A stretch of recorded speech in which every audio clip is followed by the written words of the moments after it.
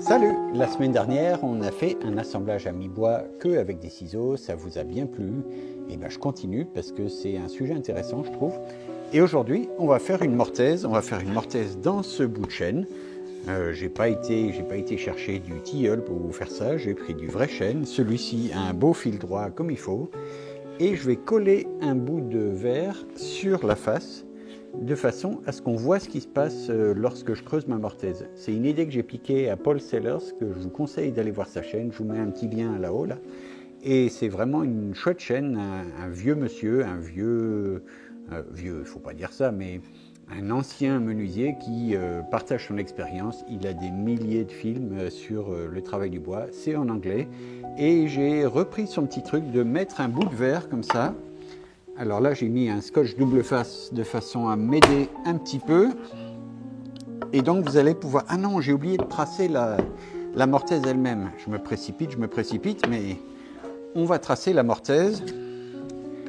Donc, une mortaise, je vais prendre des cotes approximatives. Enfin, c'est moi qui décide de toute façon. Donc, on va faire une mortaise un petit peu large.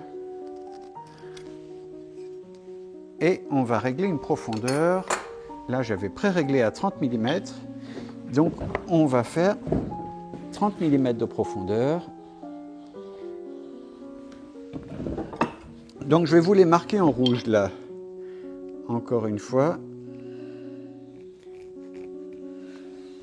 C'est principalement pour vous montrer la méthode d'entaille avec le... Zut, une équerre, là. Une méthode d'entaille avec le ciseau.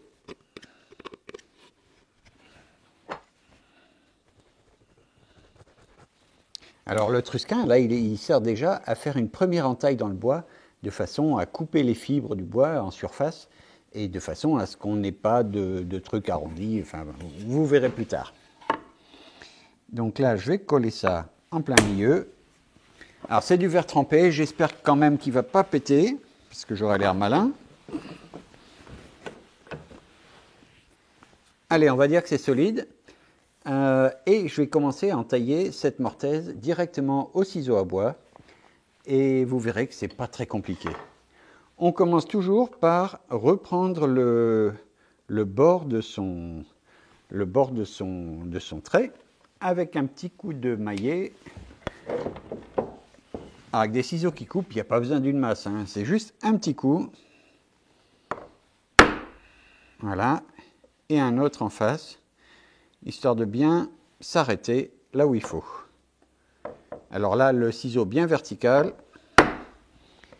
Et ensuite, on va commencer à aller creuser tout doucement.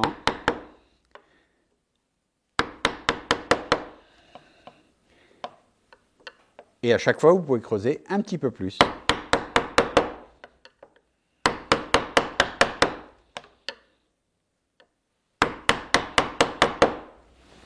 Je vais replacer l'appareil. Donc vous avez vu le premier coup de ciseau, je l'ai mis comme ça, avec la planche face à mon mur. Et ensuite, je vais utiliser le levier du ciseau avec le bouvet pour faire levier à chaque fois.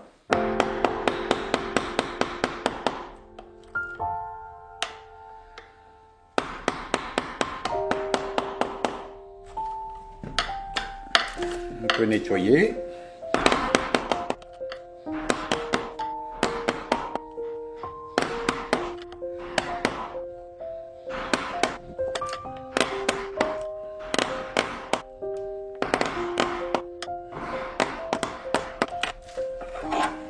Ensuite, quand je suis presque arrivé au bout, je peux reprendre ici et je recommence la même opération.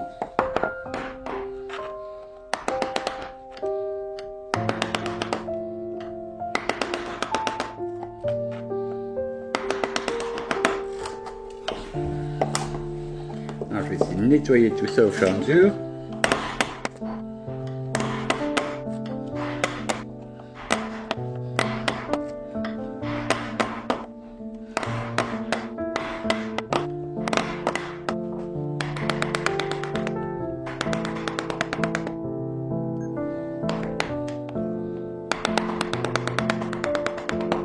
Levier sur le biseau du ciseau pour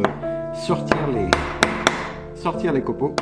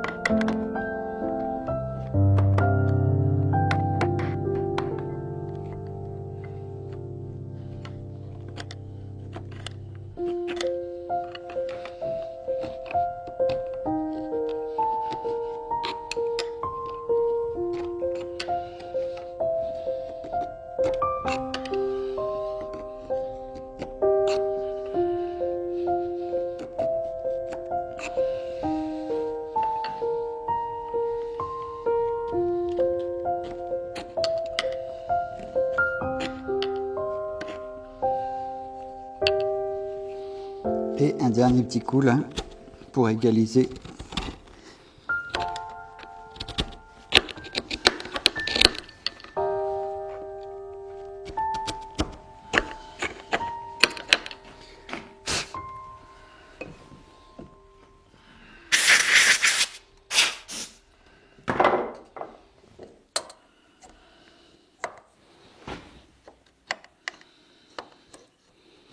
Il y a un petit peu une bosse ici au milieu, mais dans l'ensemble, c'est carré.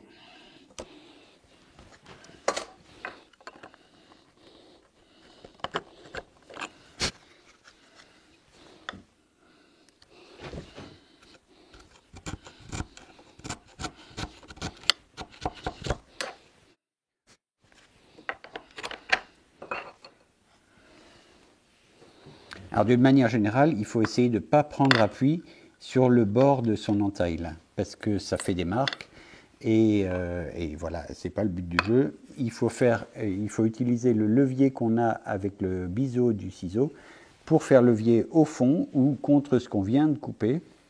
Ça, c'est la règle générale. Alors là, j'ai fait une toute petite marque qui ne se verra pas parce qu'en fait, le tenon qu'on va fabriquer, là, il aura un épaulement qui va cacher l'ensemble. Les tenons avec épaulement, ça permet d'avoir de la colle sur le fond et d'avoir de la colle aussi sur la périphérie tout autour. Et donc voilà, ça améliore un peu le collage et puis ça cache les défauts. Mais il y a des circonstances où il n'y a pas d'épaulement. Donc là, il faut absolument éviter de prendre appui, faire levier sur la petite bordure. Allez, maintenant, tenons. Bon, j'ai même réussi à casser la vitre, à essayer de repositionner la vitre en bordure. C'est pas grave. Je vais quand même recoller mon petit assemblage avec la vitre en bordure.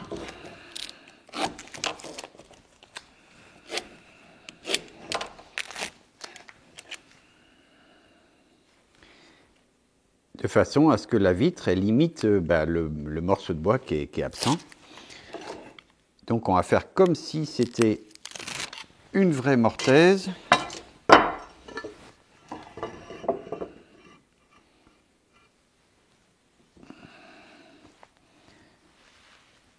Voilà, donc on a un bout de bois avec une mortaise à l'intérieur.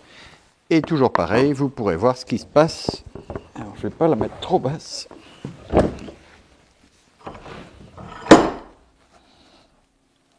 Là. Serrer un peu quand même. Voilà, donc maintenant il faut que je trouve un bout de bois qui soit suffisamment large pour faire une mortaise. On va dire 8 cm de large par... Je n'ai pas envie de faire une mortaise de la même taille. Je vais voir ce que je trouve comme bout de bois déjà.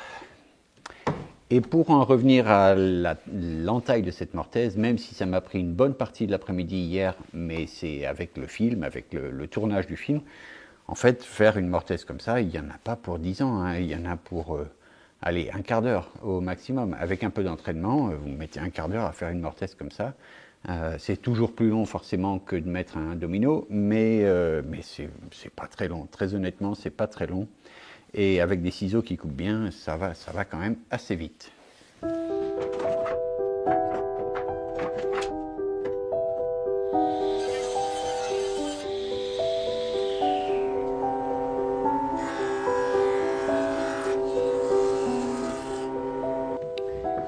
Donc voilà le bout dans lequel je vais découper mon tenon. Donc j'ai réglé ma profondeur à 30 mm qui correspond à la profondeur de mon entaille. Et je vais marquer les quatre faces de mon tenon.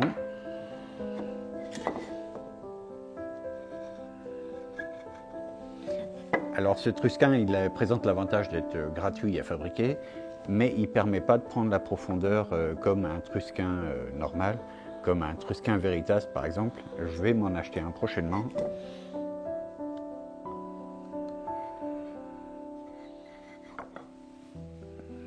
Voilà, donc il y a une petite ligne gravée sur les quatre faces. Et maintenant, je vais prendre les dimensions, longueur-largeur de ma mortaise. On va dire 62 par 19 quelque chose. 62 par 19 moins 79, non, ça va faire des maths, hein.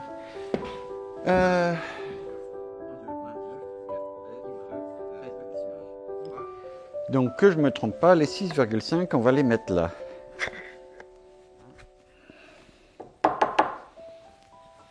« 8,5 ça va être sur les deux faces qui sont là.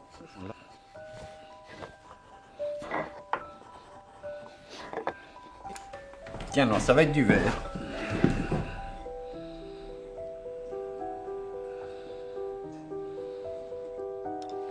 Donc là, on voit que j'ai tout tracé. Donc il faut enlever tout ce qui dépasse là. Et je vais le faire à la scie. Et je finirai de l'ajuster avec le ciseau.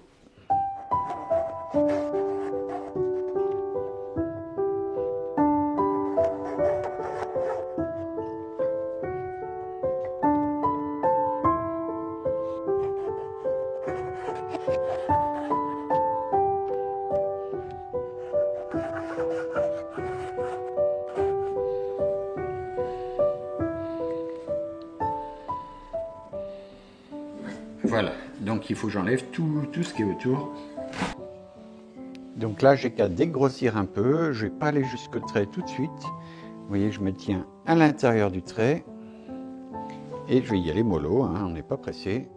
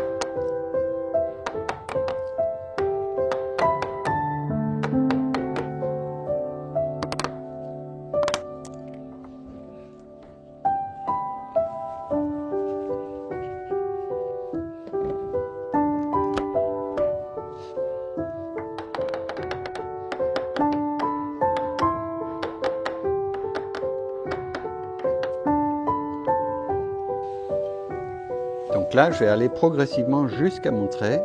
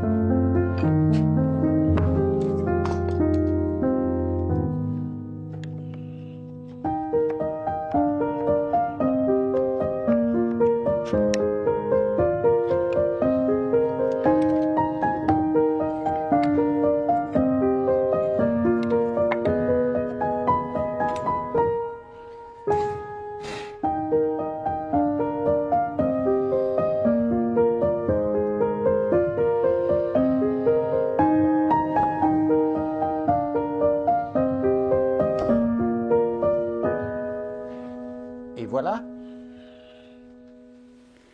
Voilà, je suis plutôt content de la manière dont c'est sorti. C'est vraiment une démonstration qui est assez parlante. J'avais un peu des craintes pour le bout de verre et tout ça, de faire des rayures, de ne pas réussir à ce que ça se voit jusqu'au bout, mais ça marche très très bien. Merci à Paul Sellers pour le petit truc. Et je vous invite à essayer chez vous.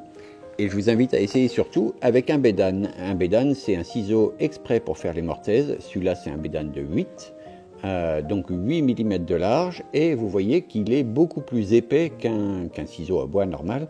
Ça permet d'avoir beaucoup plus de levier au fond de la mortaise et de dégager plus de bois.